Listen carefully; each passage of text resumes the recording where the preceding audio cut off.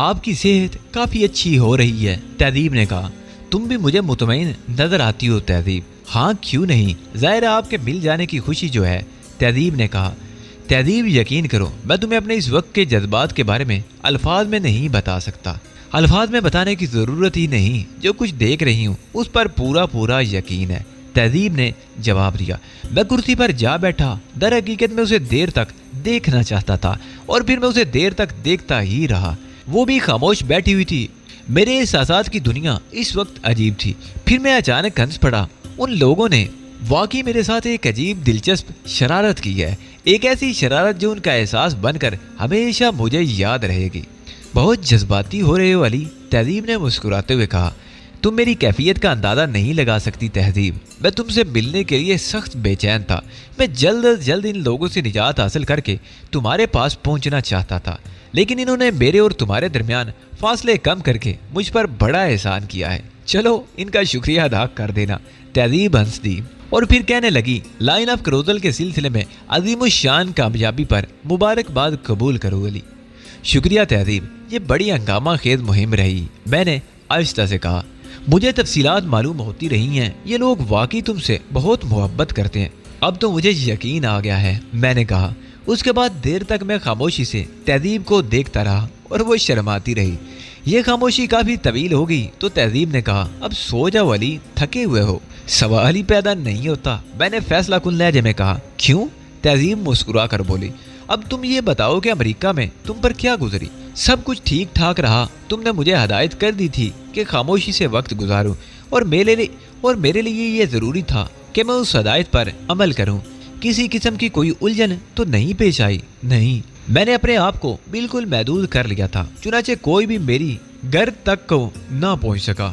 ہاں، اخبارات مسلسل چیختے رہے اسی دوران، یہاں کب آئی؟ آج 11واں دن ہے۔ تمہیں یہاں تک لانے والا کون تھا؟ ناصر عزیزی بہت ہی نیک طبع انسان ہے۔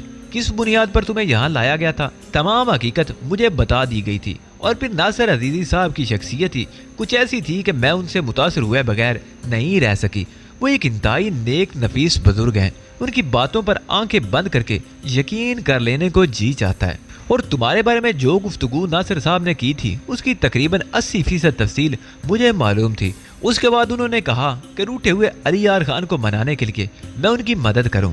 تمام منصوبہ انہوں نے مجھے بتا دیا تھا، چنانچہ میں نے آمادگی کا اظہار کر دیا۔ اور پھر یہ بات بھی میرے لیے بہت دلکش تھی کہ میں وقت سے بہت پہلے بیروت تم سے ملاقات کر لوں۔ ایک لمحہ شاک تھا مجھ پر، چنانچہ میں تیار ہوگی۔ اس میں کوئی دھوکہ بھی تو ہو سکتا تھا تہذیب۔ نہیں علی، تہذیب پر اتنا بھروسہ بھی نہیں تمہیں، تہذیب نے عجیب سے لہجے میں کہا۔ اس کا مطلب ہے کہ ان لوگوں نے تمہیں پوری طرح اس بات کا یقین دلا دیا تھا کہ ان کے ذہن میں کوئی کھوٹ نہیں ہے۔ میں نے یقین کر لیا تھا، تہذیب نے جواب دیا۔ بہر طور میں ان سب کا شکر گزار ہوں کہ انہوں نے مجھے تمہاری صورت دکھائی۔ وہ رات اسی طرح گزر گئی کہ ہمیں وقت گزرنے کا احساس تک نہ رہا۔ کبھی میں کہتا اور تہذیب سنتی رہتی، پھر وہ بولتی اور میں ہمتن گوش ہو جاتا۔ بیتے ہوئے لمحوں کا زبان مل رہی تھی۔ جدائی کے طویل عرصے میں ہم دونوں پر جو کچھ گزری تھی وہ ایک دوسرے کو سنا کر دل کا بوجھ ہلکا کر رہے تھے۔ سورج کی روشنی نے ہمیں چونکایا تو یہ احساس ہوا کہ اور بھی غم ہے زمانے میں محبت کے سوا۔ ہم دونوں بے حد مسرور تھے۔ صبح ملازمین نے اطلاع دی کہ کچھ لوگ ملاقات کے لیے آئے ہیں، چنانچہ جلدی ہم لوگوں نے غسل خانے میں جا کر منہ ہاتھ دھویا اور پھر ملازمین ہی کی رہنمائی میں ہم دونوں ناشتے کے کمرے میں پہنچ گئے۔ یہاں مسعود طلعہ اور سائقہ مائلر یعنی عائشہ کے ساتھ ایک بارش بزرگ تھے جن کی صحت اس عمر میں بھی قابل دید تھی۔ تمام بال سفید لیکن چہرے سے تندرستی واضح جھلک رہی تھی۔ بڑی دلکش شخصیت تھی۔ مسعود طلعہ نے مسکراتے ہوئے مجھ سے ہاتھ ملایا اور جب میں ان بزرگ کی جانب متوجہ ہوا تو انہوں نے معانقے کے لیے دونوں بازو پھیلا دیے۔ ان سے معانقہ کر کے میں نے ان سے تعارف چاہا تو مسعود طلعہ کہنے لگا، یہ ناصر عزیزی ہیں۔ اوہ، میں مسکرا دیا۔ ناصر عزیزی کہنے لگے، کہنے کا تو بہت کچھ کہنا چاہتا ہوں تمہارے بارے میں علی، لیکن ڈرتا ہوں کہ میرے الفاظ میرے جذبات کا ساتھ نہیں دے سکیں گے، لہذا اس نامکمل اظہار میں خاموشی ہی کو بہتر سمجھتا ہوں۔ شکریہ ناصری صاحب، تشریف رکھیے۔ میں تو یہاں آتے ہی آپ کے احسان تلے دب گیا ہوں، میں نے مسکراتے ہوئے کہا اور پھر تہذیب کی طرف دیکھا۔ اس نے سر جھکا لیا تھا۔ میں تو ابھی تم پر بہت سے احسانات کرنے کا ارادہ رکھتا ہوں علی، لیکن ان کی تفصیل بعد میں ناصر عزیزی نے کہا۔ میں ان کے الفاظ کا مفہوم نہیں سمجھ سکا تھا۔ پرتکلف ناشتہ شروع ہو گیا جس کا انتظام نہ جانے کس نے کیا تھا۔ اس بارے میں مجھے کچھ پتا نہیں تھا۔ مسعود طلحہ مسکرا رہا تھا اور عائشہ تہذیب مالک ایکس سے چپکی جا رہی تھی۔ نامعلوم وہ سرگوشیوں میں کیا باتیں کر رہی تھی۔ ناشتے کے کمرے سے اٹھ کر ہم ڈرائنگ روم میں آ بیٹھے اور اس کے بعد رسمی گفتگو شروع ہو گئی۔ مسعود طلحہ نے ہنستے ہوئے بتایا کہ اس منصوبے میں وہ بھی برابر کا شریک ہے اور یہ منصوبہ در حقیقت عائشہ کے ذہن کی اختراع ہے۔ کیا مطلب؟ میں نے مسکراتے ہوئے پوچھا۔ عائشہ نے یہ تجویز پیش کی تھی کہ کیوں نہ تہذیب مالک ایکس کو بیروت میں بلوایا جائے اور علی سے اس کی وہیں ملاقات ہو جائے۔ عائشہ کی یہ تجویز مجھے اس قدر پسند آئی کہ میں نے فوراً ہی دوسروں سے رجوع کیا اور نائمہ برگ میرے پاس پہنچ گئی۔ اس کے بعد مجھے تمام صورتحال بتائی گئی کہ علی تنظیم سے برگشتہ ہے اور اس کی بنیاد کیا ہے۔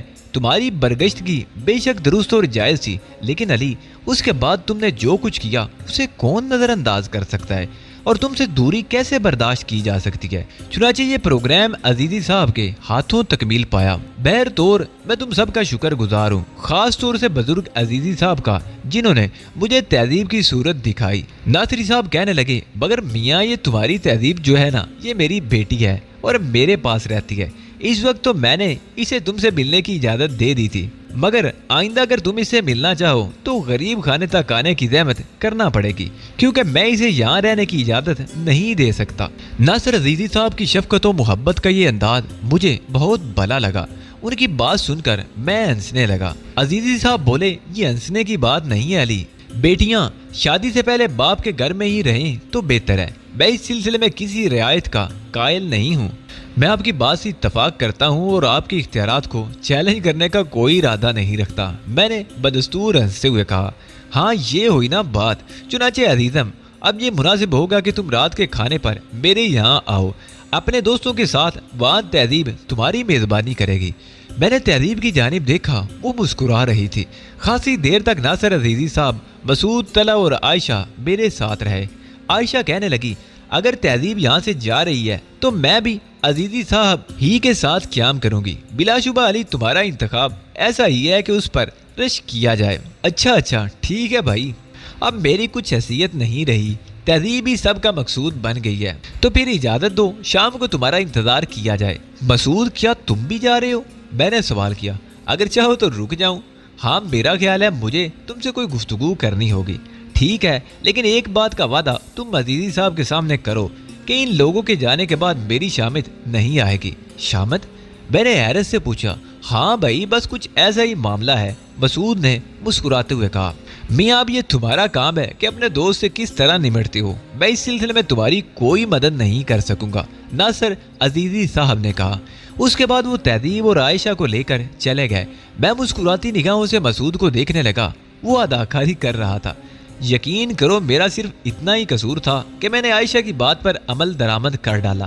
ٹھیک ہے یار، ویسے یہ بہت اچھا ہوا کہ تہذیب یہاں آ گئی، اور کیا یہ اچھا نہیں ہوا کہ تنظیم کے لوگوں سے اختلاف ختم ہو گیا؟ نہیں مسعود، تنظیم کے لوگوں سے میرا کوئی اختلاف نہیں تھا۔ صورتحال تمہارے علم میں آ گئی ہوگی، میری نیت پر شک کیا گیا تھا۔ میں نے سوچا اب ان کے درمیان کام کرنے کا مزہ نہیں رہا، چنانچہ اپنے طور پر کچھ کیا جائے، اس لیے میں باہر نکل گیا۔ لیکن میرا نکل جانا بھی میرے لیے بہتر ہی ہوا۔ ہاں، اس میں کوئی شک نہیں، مجھے علم ہوا ہے کہ گوٹے ہل میں تہذیب سے تمہاری ملاقات ہوئی ہے۔ بہت کچھ معلوم کر چکے ہو تم میرے بارے میں نے خیز لہجے میں کہا۔ اپنے ہیرو کے بارے میں تفصیلات کیوں نہ معلوم کی جائیں، اس نے فوراً ہی کہا اور میں مسکرا دیا۔ مگر یہ بزرگ جو تہذیب پر قبضہ جما چکی ہیں، اسے ختم کرانے کی کیا ترکیب ہوگی؟ یار ابھی تو میں اسے پوری طرح مل بھی نہیں سکا ہوں۔ ہاں یہ بات ذرا قابل غور ہے، ناصر عزیزی صاحب واقعی سخت آدمی ہیں، تہذیب کو اپنی بیٹی بنا کر لائے ہیں تو باپ ہی کی طرح سرپرست بھی بننے کے خواہاں ہیں۔ چلو ٹھیک ہے، لیکن اب کیا پروگرام ہے یہ بتاؤ؟ میرا تو فی الحال کوئی پروگرام نہیں، ہاں اگر آپ کے ذہن میں کچھ ہے تو میں حکم کا منتظر ہوں، وہ شوخ لہجے میں بولا۔ یار میرا مطلب ہے کہ ہمیں یہاں سے روانگی کی اجازت کب ملے گی؟ ہمیں یعنی تمہیں اور تہذیب کو؟ ہاں بھائی، ظاہر ہے بیروت میں مستقل قیام تو ممکن نہیں ہے نا، میں نے کہا۔ ویسے جو تمہارا دل چاہے کرنا تو وہ ہے تم نے، ظاہر ہے اس سے تمہیں کون روک سکتا ہے، لیکن اب امریکہ وغیرہ جا کر کیا کرو گے؟ بیروت میں قیام کرو، اور اگر دل میں تنظیم کے لیے کام کرتے رہنے کی خواہش موجود ہے تو پھر یہیں سے کام جاری رکھو، اس میں کیا حرج ہے؟ कोई हर्ज नहीं, बस ऐसे ही सोच रहा था कि अब क्या किया जाए। ये सोचने की फिलहाल कोई जरूरत नहीं। वैसे मुझे तुम पर फख्र महसूस होता है। तुम लोग बैरूत में क्याम करोगे और मुझे वापस अमेरिका जाना पड़ेगा। कब जाओगे? खैर अभी तो जल्दी नहीं, लेकिन बहर तौर जो अमन व अमान और जो तहफ़्फ़ुज़ तुमने लाइन ऑफ करोदल को दिया है उसे बरकरार रखने की जिम्मेदारी हम पर भी तो आयद होती है, और मैं अपने फ़राइज़ से गफलत नहीं बरतना चाहता उस वक्त तक जब तक खुद मुझे वहाँ से हटने की इजाज़त ना दे दी जाए। लेकिन अली यकीन करो, तुमसे अलग रहकर दिल नहीं लगता। कुछ ऐसी उनसियत हो गई है तुमसे। क्या ये नहीं हो सकता यार कि तुम मुझे अपने साथ ही घसीट लो? तुम क्या करना चाहते हो? मैंने पूछा। तुम्हारे शाना बचाना रहना चाहता हूँ। अरे हाँ, खूब याद आया। ये तो बताओ कि लाइन ऑफ करोदल के लिए काम करने के सिलसिले में तुमने कोई मुआहदा किया था? हाँ, मैं खुद उस मौजू को छेड़ना चाहता था। मेरा ख्याल है अली, जो मुआवजा तुमने इस सिलसिले में तलब किया था वो तुम्हारा हक है। ज़ाहिरी साहब, मेरा मतलब महमूद ज़ाहिरी से है, जानते हो ना उन्हें। अफसोस तुम्हारा तारुफ नहीं हो सका। बहर तौर वो इस सिलसिले में काम कर रहे हैं। उन्होंने अपने तौर पर इस मुआवजे की अदायगी के लिए कागजात भी दाखिल कर दिए हैं जो तुमने मुकर्रर किया था। मैं मुस्कुराने लगा। फिर मैंने कहा, वाकई मसूद, मुझे वो मुआवजा मिलना चाहिए। यकीनन मिलेगा। मेरा ख्याल है उसमें देर नहीं की जाएगी। ठीक है, अगर ये बात है तो अपने माली मफाद के लिए भी मुझे बैरूत में क्याम करना होगा। मसूद तला मुस्कुराने लगा। क्यों, इसमें मुस्कुराने की क्या बात है? मैंने कहा, तुमने तो हायल जोशु के सिलसिले में भी एक बड़ा मुआवजा हासिल किया था, तो फिर कुछ नहीं भाई, जाने दे इस बात को। उसने हंसते हुए कहा, नहीं नहीं, जो कहना चाहते हो कहो।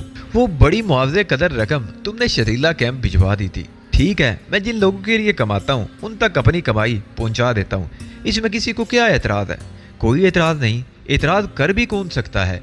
मसूद तला काफ़ी देर तक मुझसे गुफ्तगू करता रहा। फिर उसने जाने के लिए इजाज़त मांगी। क्यों, कहाँ जाओगे? भाई कुछ जिम्मेदारियां हैं जो निभानी हैं। वैसे रात को मेरी भी दावत है, चूँकि मेरी बीवी चालाकी से काम लेकर तहजीब मालिक एक्स के पीछे लग गई है, इसलिए हम लोगों को भी लिफ्ट मिलती रहेगी। मैं हंसने लगा। मसूद तला चला गया तो मेरे पास सोचने के लिए बहुत कुछ था। तहजीब मालिक एक्स को नासिर अजीजी ले गए थे, उनसे मैं कोई इख्तलाफ नहीं कर सकता था। बिलाकर तहजीब मेरी थी और नासिर साहब उसे कब तक अपने कब्जे में रख सकते थे। चुनाचे मैंने सोचा कि शाम को उस सिलसिले में बातचीत हो जाएगी। रात भर जागा हुआ था, इसलिए आंखें बूझल थी। आराम करने के लिए लेट गया और गहरी नींद सो गया। 7 बजे के करीब मुझे एक मुलाजमा ने जगाया। जागा तो वक्त पूछा। 7 बजने का सुनकर हड़बड़ाकर उठ बैठा। तैयारी भी करनी थी, उसके बाद नासिर अजीजी के यहाँ पहुँचना था। फिलहाल अपने ज़हन को दूसरे तमाम मामला से आज़ाद रखना चाहता था, इसलिए किसी और बारे में नहीं सोचा था। यूं भी लाइन ऑफ करोदल में कामयाबी के बाद फिलहाल कोई हदफ मेरे सामने नहीं था, सिवाय इसके कि तहजीब के साथ वक्त गुजारूं।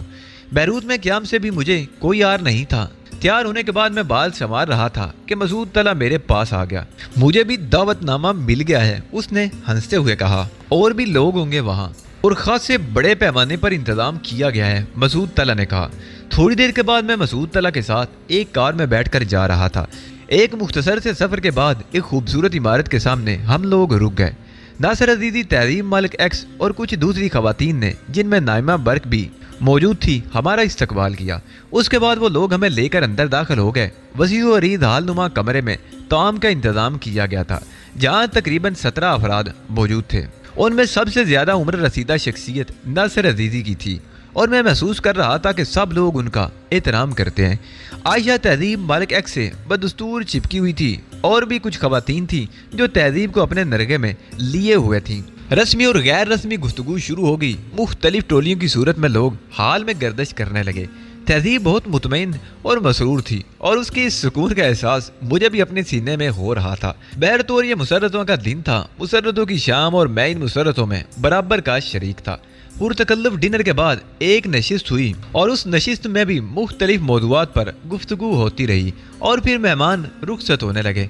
आखिर में चंद खवातीन ही रह गई थी, जिनमें नासिर अजीजी साहब की बेगम भी थी। ये खातून बहुत ही पुरवकार शख्सियत की मालिक थी। मुझसे काफ़ी देर तक गुफ्तगू करती रही। पाकिस्तान में मेरे अपने अजीज़ो वकारब के बारे में उन्होंने मुझसे मुतअद्दिद सवालात किए थे और मैं उन्हें अपने देश की बातें बता रहा था। जब काफ़ी रात हो गई तो मसूद तला ने मेरे कान में कहा, बरादरम, ये बात तो मैं जानता हूँ कि तुम यहाँ से जाने का नाम भी नहीं लोगे, लेकिन मेरे बारे में क्या ख्याल है? नहीं मसूद, बस अब चलते हैं। अलबत्ता तहजीब से तनाई में मिलने का मौका नहीं मिल सका। इस सिलसिले में अब मैं आपको सब्र करने का मशवरा ही दूंगा।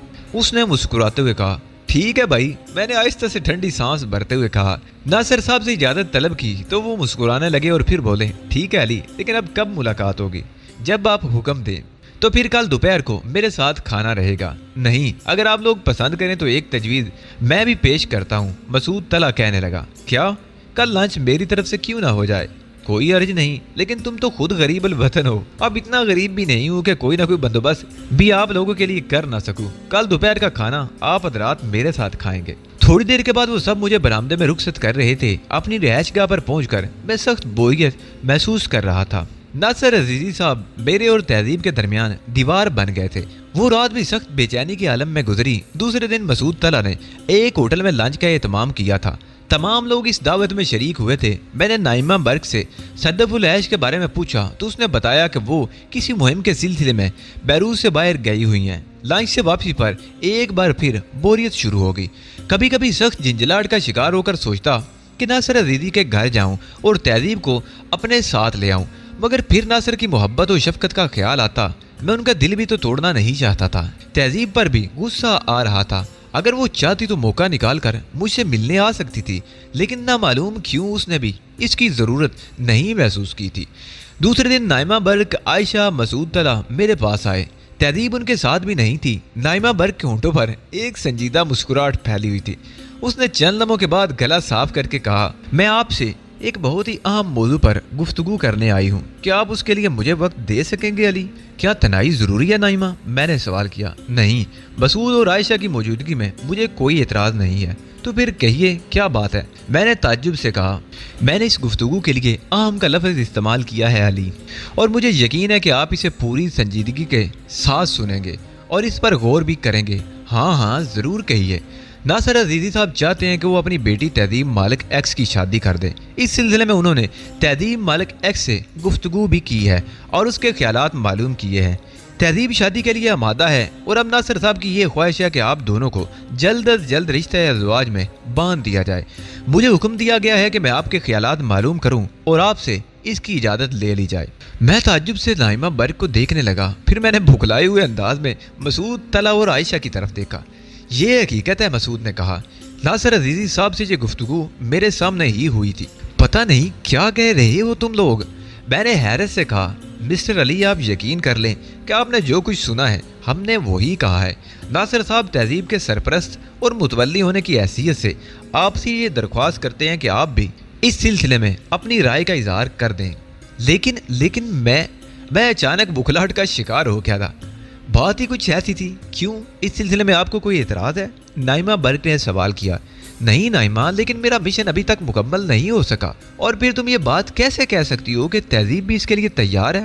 تہذیب سے میری اس موضوع پر جب بھی گفتگو ہوئی ہے اس میں ہم نے یہی طے کیا ہے کہ جب تک فلسطین آزاد نہیں ہو جاتا، جب تک بے گھر اور کیمپوں میں آباد لوگ اپنے اپنے گھروں کی چھاؤں میں نہیں پہنچ جاتے، ہم بھی اپنا گھر بسانے کے بارے میں نہیں سوچیں گے۔ ناصر عزیزی صاحب نے تہذیب سے اس موضوع پر گفتگو کی ہے اور وہ اس بات کی قائل ہو گئی ہے کہ یہ مشن اس فریضے کی ادائیگی کے بعد بھی جاری رکھا جا سکتا ہے۔ چنانچہ آپ کو کوئی اعتراض نہیں ہونا چاہیے علی۔ یہ بات ہم لوگ اچھی طرح جانتے ہیں کہ آپ دونوں ایک دوسرے کو پسند کرتے ہیں۔ میں ایک عجیب سی کیفیت محسوس کرنے لگا تھا۔ تہذیب سے آج تک میری جتنی گفتگو ہوئی تھی اس میں یہ بات بہت کم زیر بحث آئی تھی۔ ہم دونوں ایک دوسرے کو دل و جان سے چاہتے تھے اور ذہنی طور پر ایک دوسرے کو ہمیشہ کے لیے قبول کر چکے تھے، لیکن اپنے مقصد کے لیے میں نے خود کو جس طرح وقف کیا تھا تہذیب نے کبھی اس کی مخالفت نہیں کی تھی۔ تو پھر وہ کون سے عوامل تھے جن کی وجہ سے تہذیب ناصر عزیزی کی اس تجویز سے متفق ہو گئی تھی؟ میں الجھی ہوئی نگاہوں سے ان لوگوں کو دیکھتا رہا۔ مجھے خاموش دیکھ کر نائمہ نے پھر کہا، میں سمجھتی ہوں کہ آپ مجھ سے اس موضوع پر جس طرح چاہیں بحث کر سکتے ہیں۔ تہذیب سے آپ کی شادی کے بعد کوئی ایسی الجھن سامنے نہیں آئے گی جو آپ کو آپ کے مقصد سے روکے۔ اس کے لیے صرف ایک ہی بات میں تم سے کہوں گا نائمہ، میں نے سوچتے ہوئے کہا۔ ہاں فرمائیے۔ تہذیب کو میرے پاس بھیج دو۔ اس سے گفتگو کیے بغیر میں کسی فیصلے کا اظہار نہیں کروں گا۔ تو کیا آپ ہمیں احمق سمجھتی ہیں؟ تہذیب ابھی چند منٹ کے بعد یہاں پہنچنے والی ہے اور آپ کو اس کی آمد سے پہلے ہمیں یہ بات بتانی ہے کہ ہم آپ کا جواب کس حد تک وصول کر سکتے ہیں۔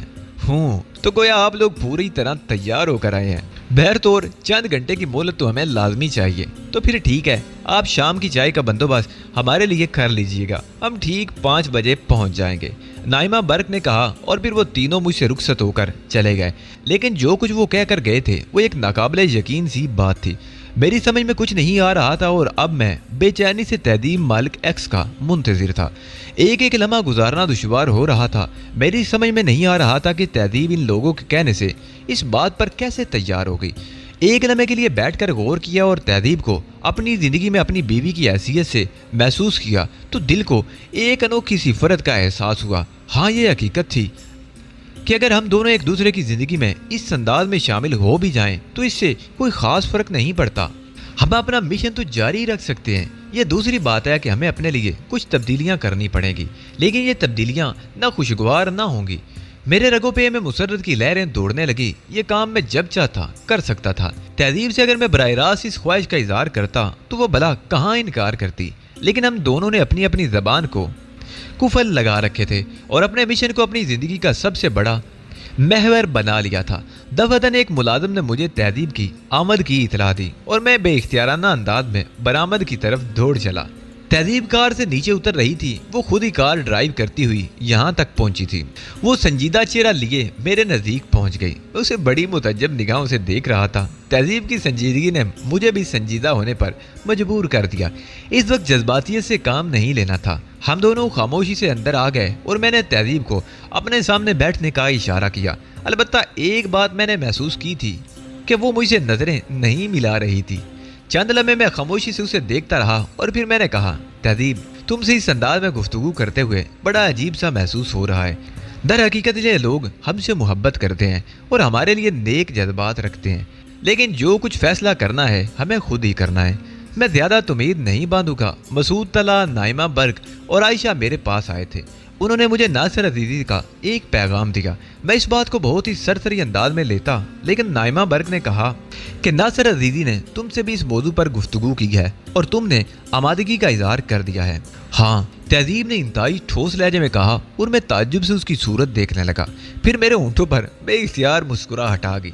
तो ये सब कुछ मुझसे नहीं कहा जा सकता था? नहीं, तहजीब फिर उसी अंदाज में बोली। वो मुस्कुराई तक नहीं थी।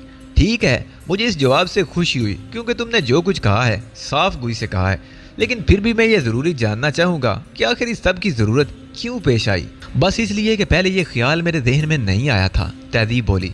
अचानक क्यों पैदा हुआ? मैंने ज़ोर देकर कहा। नासिर अजीज़ी ने और नाइमा बर्क ने मुझसे ये बात की थी। आयशा भी इसमें शरीक थी। क्या कहा था उन्होंने? यही कहा था कि अगर हम दोनों यकजा हो जाएं तो इसमें क्या हर्ज है। तो तुमने क्या जवाब दिया? मैंने उन्हें बताया कि मैं अली के मिशन में रखने अंदाज़ी नहीं चाहती। मैं नहीं चाहती कि अली अपने मामूलात तब्दील करें और मेरी वजह से उन्हें किसी उलझन का सामना करना पड़े। मैंने उनसे ये भी कहा कि अज़वाजी ज़िंदगी के मसाइल कुछ और हो जाते हैं और हमारे पास इन मसाइल से निमटने के लिए वक्त नहीं है। अली का मिशन इसकी इजाज़त नहीं देता हूँ। तो फिर उन्होंने क्या जवाब दिया? उन्होंने कहा कि इससे कोई बहुत बड़ा फ़र्क नहीं पड़ेगा, बल्कि 2 दिन ज़्यादा यकसू होकर काम कर सकते हैं। काफ़ी बहस के बाद उन्होंने मुझे इसके लिए कायल कर दिया। मैंने जब उनसे गुफ्तगू के बाद अपने आप को टटोला तो ये महसूस किया कि ये ख्वाहिश तो मेरे पूरे वजूद में जागजी है। ये दूसरी बात है कि ये कभी ज़बान तक नहीं आ सकी या ज़हन ने इस अंदाज में नहीं सोचा। अब जब कुछ सोचने वाले इस अंदाज में सोच रहे हैं और उन्होंने ये बात मेरे कानों में डाली है तो मेरे अंदर से ये आवाज़ उभरती है कि ये सब कुछ तो यकीनन होना ही चाहिए था, बल्कि बहुत पहले हो जाना चाहिए था।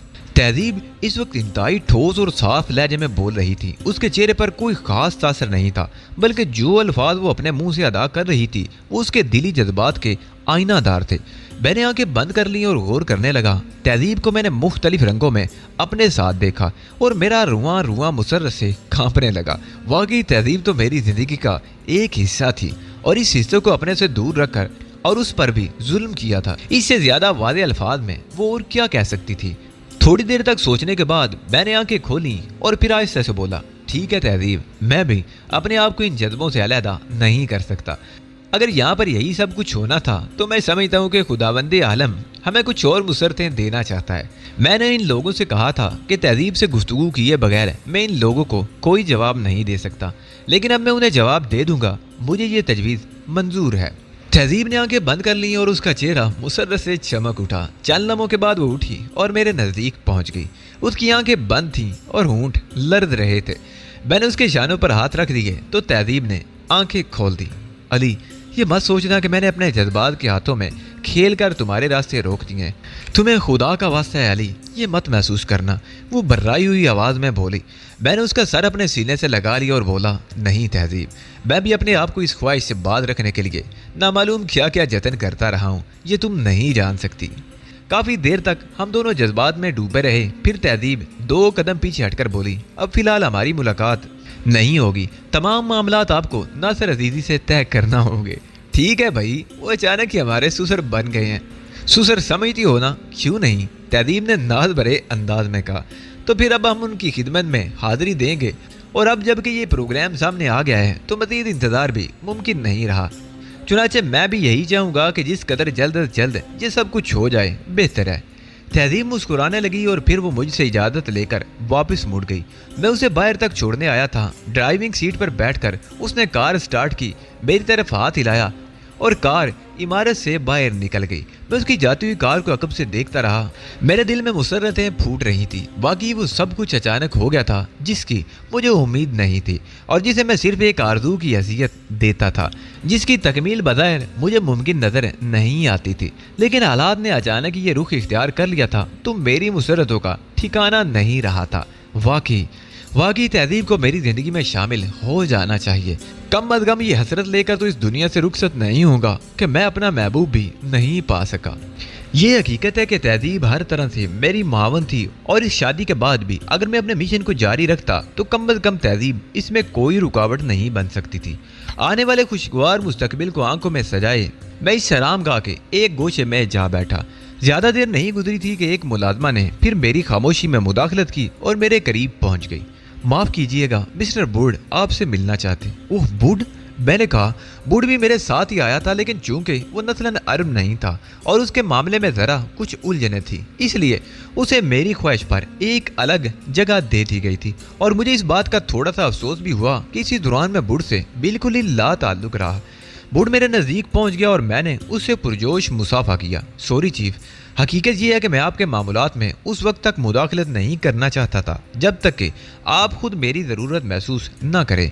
वैसे भी ये हकीकत है कि अमेरिका जाने के बजाय बैरूत में उतरते हुए मुझे अजीब सा लगा था। लेकिन मैं क्या कहता, मैं तो चीफ का साया हूँ और मुझे ऐसे हालात में मुदाखलत नहीं करनी चाहिए। लेकिन आपसे मुलाकात किए चूँकि काफ़ी दिन गुजर गए थे इसलिए हाजिरी देने आ गया हूँ। सॉरी वुड, वाकई यहाँ बेपनाह मसरूफियात हैं और इन मसरूफियतों के दरमियान मैं तुमसे मुलाकात नहीं कर सका। मुझे अपनी इस कोताही का शिद्दत से एहसास हो रहा था। वुड वाकई मुअज़्ज़ज़ हैसियत का मालिक था लेकिन यहाँ कुछ ज़हन ऐसा उलझा था कि मैंने उसे तकरीबन बुला ही दिया था। इसमें सॉरी की क्या बात है चीफ? और फिर बैरूत ऐसी जगह तो नहीं जहाँ वुड जैसे आदमी को तन्हाई का एहसास हो। और फिर यहाँ तो मेरी बहुत सी शनासाएँ निकल आई हैं। वुड ने इस अंदाज में कहा कि मुझे हंसी आ गई। शनासाएँ? मैंने हंसते हुए पूछा। हाँ चीफ, वुड की शनासाएँ कहाँ नहीं हैं? गोया ऐश ही ऐश तुम्हारे राज में चीफ, तुम्हारे राज में। अच्छा हुआ वुड तुम आ गए, वरना मुझे तुमसे राब्ता कायम करने के लिए दूसरे लोगों की मदद हासिल करना पड़ती। यहाँ जो वाक़यात पेश आए हैं उसमें कुछ ऐसी बातें हैं कि तुम सुनोगे तो हंसोगे। वादा करता हूँ चीफ, नहीं हंसूंगा। मैं शादी कर रहा हूँ। तो तुम्हारा क्या ख्याल है चीफ? क्या तुमसे दूर रहकर मैं तुमसे इस कदर लाइल्म रहूँगा? क्या मतलब? मैंने हैरत से पलकें झपकाई। मतलब ये है कि ये इतला अब से थोड़ी देर कबल मेरे कानों तक पहुंची है। Good, very good. तो इसका मतलब है कि तुम्हारा जासूसी का निज़ाम खासा बेहतर है। हाँ चीफ, इसे बेहतर ही होना चाहिए। मेरी तरफ से मुबारकबाद कबूल करो और वुड को इसकी खिदमात के बारे में तफसीलात बस बता दो। अभी नहीं वुड, तुम्हारा क्याम कहाँ है?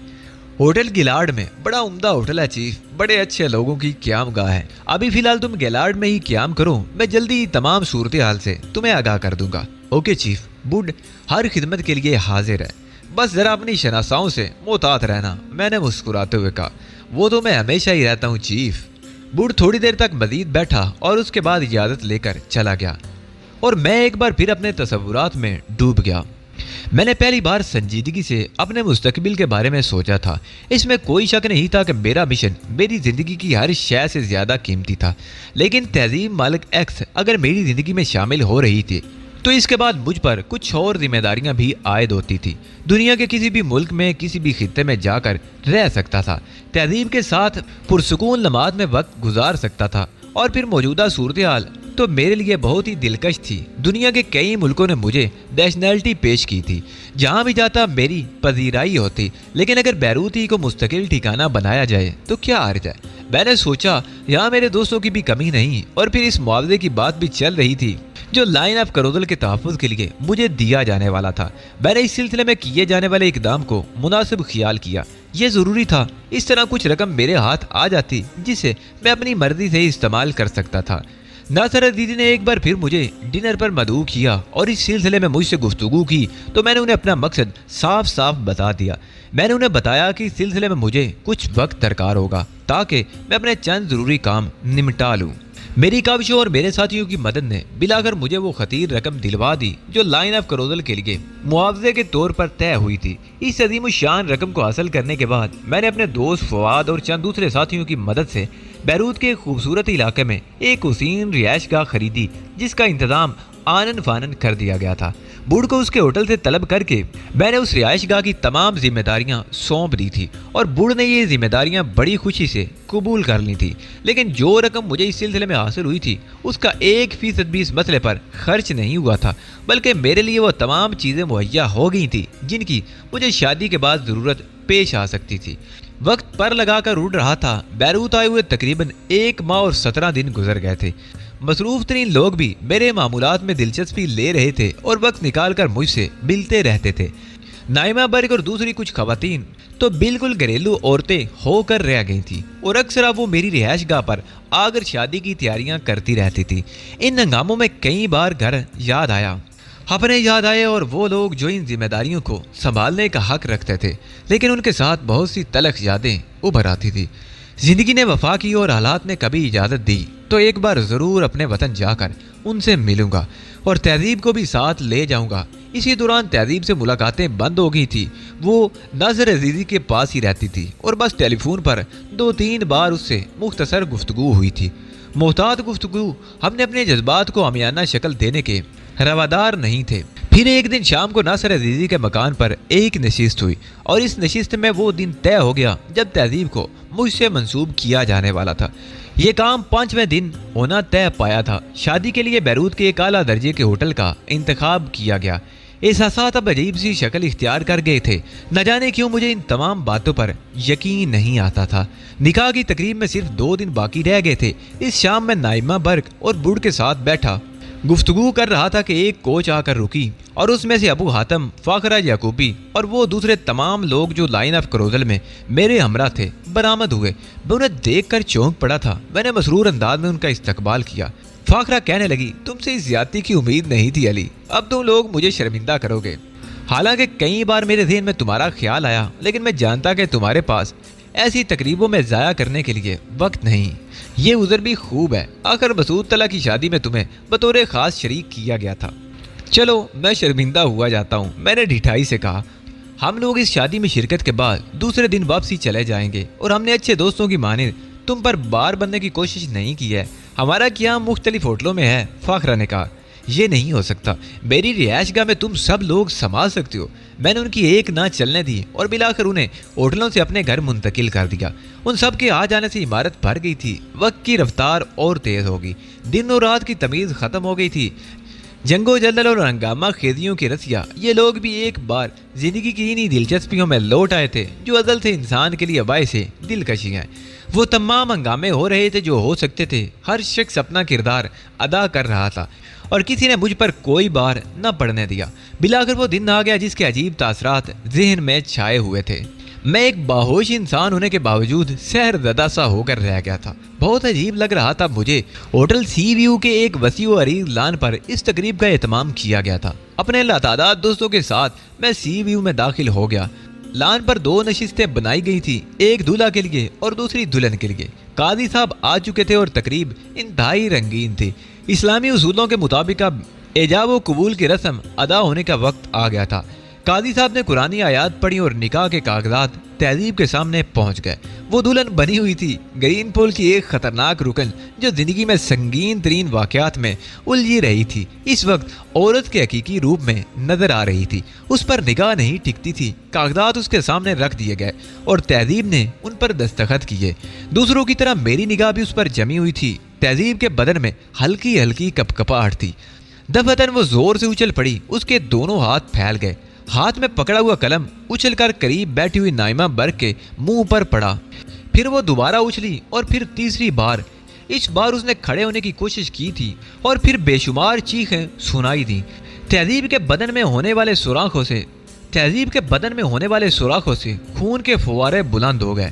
قرب و جوار میں بیٹھی خواتین خون سے سرخ ہو گئیں۔ میرا بدن سن ہو گیا۔ لاکھ کوشش کے باوجود میں اپنے ہاتھ پاؤں کو جنبش نہیں دے پا رہا تھا۔ بھگدڑ مچ گئی تھی۔ لوگ پاگلوں کی طرح چیخ رہے تھے۔ مجھے سب کچھ نظر آ رہا تھا لیکن میری حیثیت ایک خاموش تماشائی کی سی تھی۔ یوں لگ رہا تھا جیسے کوئی فلم میری نگاہوں کے سامنے چل رہی ہو اور میں اس کے مناظر میں کھویا ہوا ہوں۔ خود میں اپنی جگہ سے ہل بھی نہیں سکا تھا۔ وہی لوگ بھاگتے دوڑتے پھر رہے تھے۔ مجھے کچھ لوگوں نے اٹھایا۔ میں کھڑا ہو گیا۔ تہذیب مالک ایکس کے گرد مجمع جمع تھا۔ لوگ طرح طرح کی باتیں کر رہے تھے۔ مجھے بہت زور سے چکر آیا اور اس کے بعد مجھے ہوش نہ رہا۔ نہ جانے بے ہوشی کس قدر طویل تھی۔ بالآخر ہوش آ گیا۔ میں نے اطراف میں نگاہیں دوڑائیں۔ کسی ہاسپٹل کا کمرہ تھا۔ میری ناک میں نلکی لگی ہوئی تھی اور میں حالات پر غور کرنے لگا۔ سب کچھ یاد آ گیا تھا۔ سب کچھ۔ وہ بھیانک المیہ جو رونما ہو چکا تھا۔ تہذیب کو کسی نے قتل کر دیا تھا اس وقت جب وہ ساری زندگی کے لیے میری ہونے والی تھی۔ ساری زندگی کے لیے۔ اس نے غلط اقرار تو نہیں کیا تھا۔ اس کی زندگی ہی اتنی تھی۔ اس شادی کے سلسلے میں جو کچھ ہو رہا تھا اس پر مجھے بھی یقین نہیں آ رہا تھا۔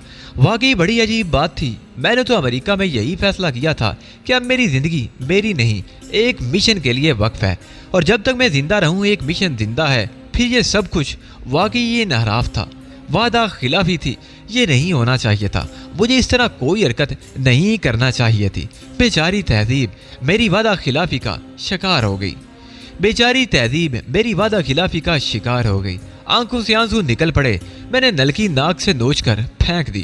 مشن زندہ ہے، بس غلطی ہو گئی تھی، لیکن اب اس کا ازالہ ہوگا۔ کوئی بات نہیں، اگر وہ نہیں ہو سکا جو اپنی خوشی کے لیے تھا، اب کوئی آس نہیں ہوگی، کوئی امید نہیں ہوگی۔ بس ایک مشن ہوگا، صرف ایک مشن۔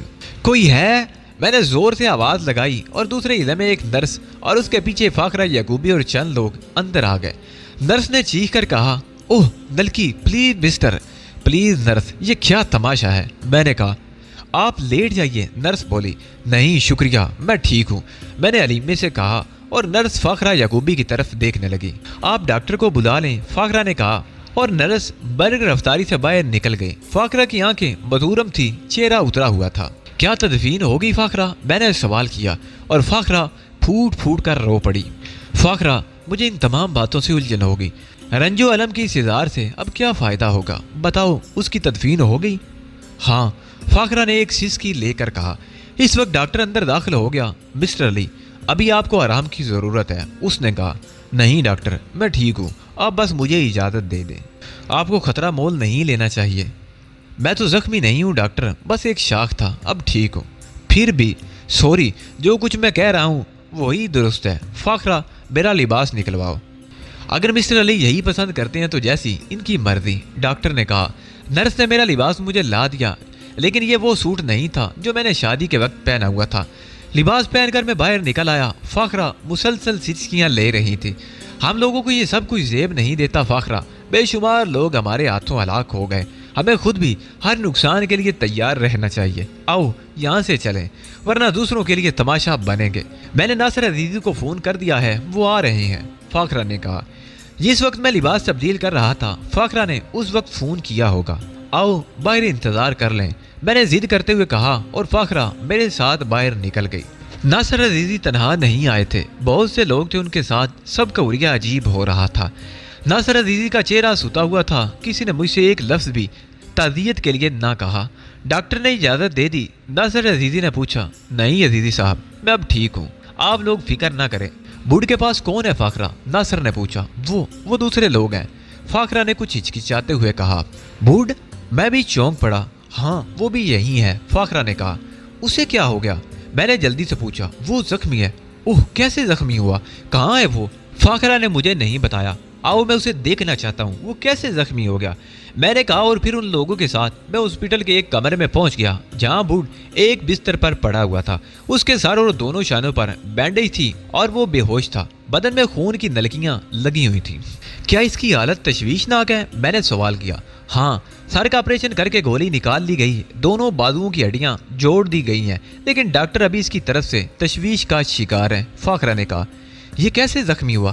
آؤ علی، یہاں سے چلیں، تمہیں سب کچھ بتا دیا جائے گا، عزیزی صاحب نے کہا، اور میں بوڈ کے کمرے سے نکل آیا۔ اس کے بعد میں ان لوگوں کے ساتھ چل پڑا۔ بڑی عجیب سی طبیعت ہو رہی تھی، سب کچھ دیکھ کر سمجھ رہا تھا، لیکن دل کو نہ جانے کیسے قرار آ گیا تھا، نہ جانے یہ بے پناہ قوت برداشت کس کا عطیہ تھی۔ ناصر صاحب مجھے اپنی قیامگاہ پر لائے تھے، تمام لوگ موجود تھے، کسی کی سمجھ میں نہیں آ رہا تھا کہ مجھ سے کیا کہے۔ ناصر صاحب مجھے کافی پلوائیے،